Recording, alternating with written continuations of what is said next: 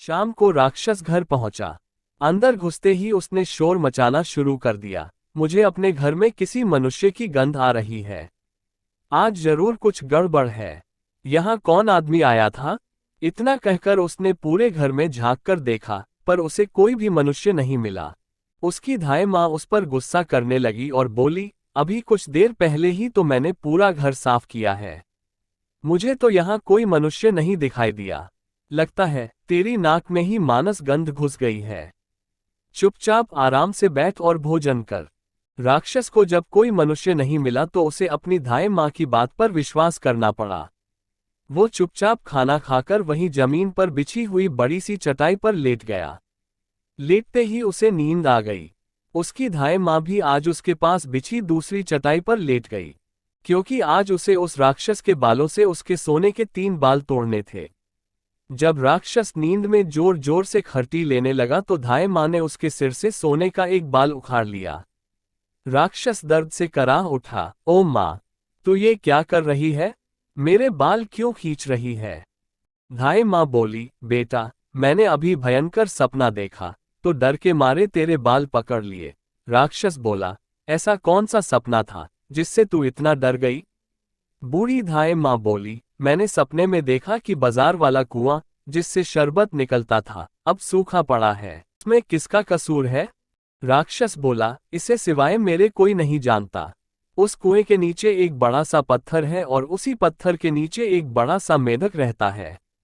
अगर उस बड़े से मेढक को मार दिया जाए तो उस कुएं से फिर से शरबत निकलना शुरू हो जाएगा। इतना कहकर राक्षस फिर जोर जोर से खर्राटे भरने लगा। धाय माँ को जब विश्वास हो गया कि राक्षस पूरी तरह से सो गया है तो उसने उसके सिर से सोने का दूसरा बाल उखाड़ लिया। राक्षस फिर जोर से चीखा, ओ माँ, ये तू क्या कर रही है? धाय माँ बोली, बेटा, बुरा मत मान।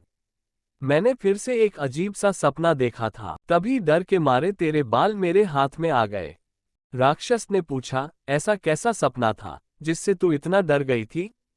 बूढ़ी माँ बोली, मैंने सपने में देखा कि उस राज की सीमा पर जो सेब का एक पेड़ है, जिस पर पहले सोने के सेब लगते थे, अब सूख गया है।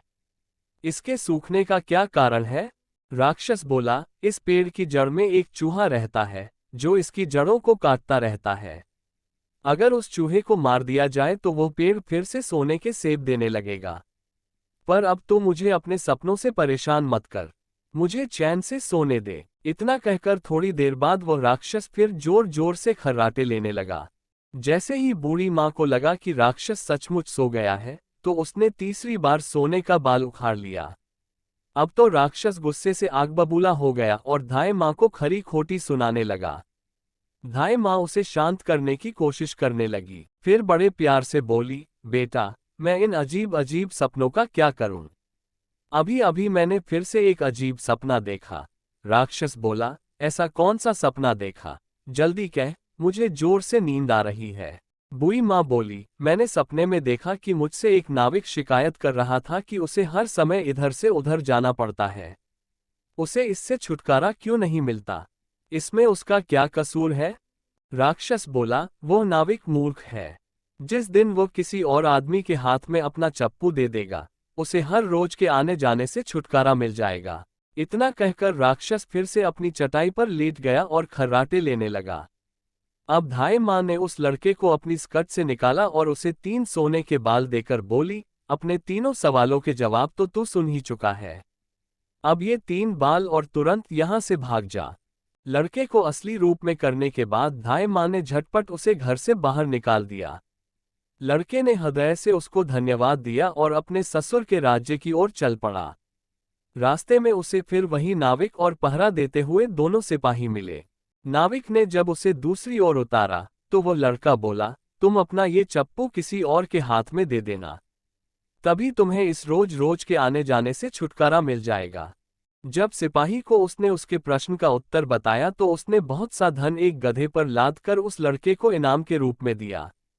वो उस धन से लदे हुए गधे को लेकर जब पहले सिपाही के पास पहुंचा तो उसे भी उसके प्रश्न का उत्तर बताया। उस सिपाही ने भी बहुत सा धन एक गधे पर लाद कर उसको इनाम दिया। अब वो सोने के 3 बाल और 2 गधों पर ढेर सारा धन लेकर अपने ससुर के पास पहुंचा तो उसे देखकर राजा हैरान रह गया। तीनों बाल और धन से भरे हुए दो गधों को देखकर राजा ने उससे पूछा, तुम्हें यह इतना ढेर सारा धन कहाँ से मिला? लड़का बोला, मैं नदी के उस पार गया था। वहां मुझे बहुत सारा धन मिला। उसमें से कुछ धन मैं अपने साथ ले आया। राजा को लालच आ गया। वो लड़के से बोला, क्या मैं भी नदी के उस पार से तुम्हारी तरह कुछ धन ला सकता हूँ? लड़का बोला, क्यों नहीं? उस नदी में नाव पर एक नाविक बैठा है, जो अपनी नाव से आपको उस पार ले जाएगा, पर आप उसका चप्पू उससे लेकर नाव को खुद चलाएंगे तो नदी की दूसरी ओर पहुंचकर ढेर सारा धन ले आएंगे। लालची राजा इतना सुनकर नदी की ओर चल पड़ा। वहां सचमुच ही एक छोटी सी नाव पर एक नाविक बैठा था।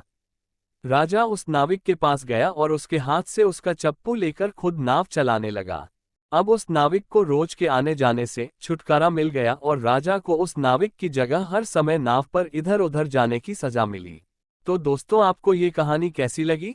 कमेंट करके जरूर बताएं और नई कहानियों के लिए हमारे चैनल इन्फॉर्मेटिव हिंदी स्टोरीज को जरूर सब्सक्राइब करें।